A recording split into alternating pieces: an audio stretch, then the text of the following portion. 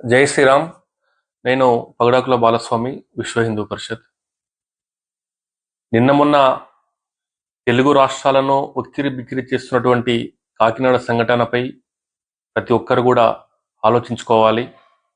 ఈ దారుణానికి ఆ యొక్క కుటుంబం యొక్క మరణ శాసనం రచించినటువంటి సాజీద్ను వెంబడే ఎన్కౌంటర్ చేయాలని చెప్పేసి విశ్వ హిందూ పరిషత్ డిమాండ్ చేస్తూ ఉన్నది.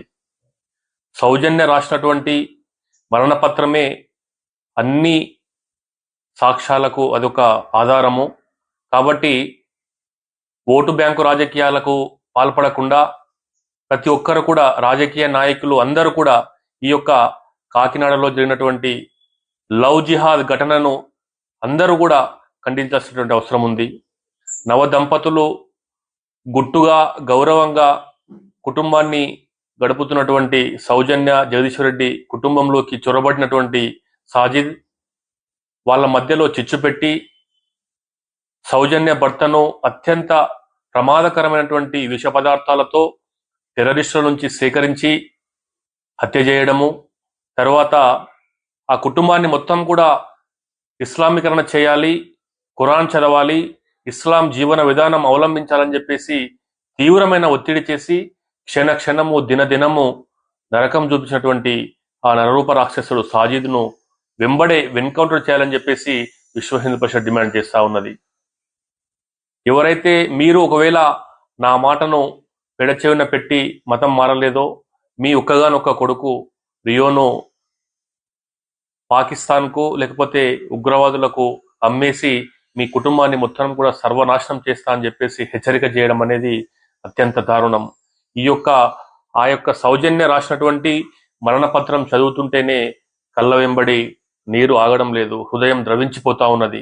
ఇలాంటి దారుణమైన ఘటనలు బయట చెప్పుకోలేక, ఎవరితో బాగా పాలు పంచుకోలేక అత్యంత హేయమైనటువంటి స్థితిలో ఉన్నటువంటి ఆ సంఘటన అనేది కలిచివేస్తా ఉన్నది. మానవతావాదులు అందరూ కూడా దీనిపైన పెద్ద ఎత్తున చర్చ జరుగుతూ ఉన్నది. రెండు తెలుగు రాష్ట్రాలే కాదు, ఈరోజు దేశం మొత్తం కూడా దిగ్భ్రాంతికి గురి చేసినటువంటి భయంకరమైనటువంటి ఘటన ఇది.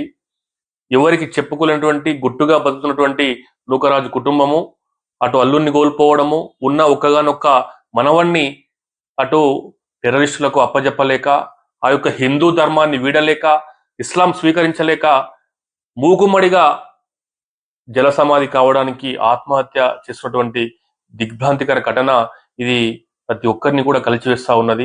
ఇది లవ్ జిహాద్కు ప్రత్యేక సాక్ష్యము. ప్రతి ఒక్కరు కూడా దీన్ని ఖండించాల్సిన అవసరం ఉన్నది.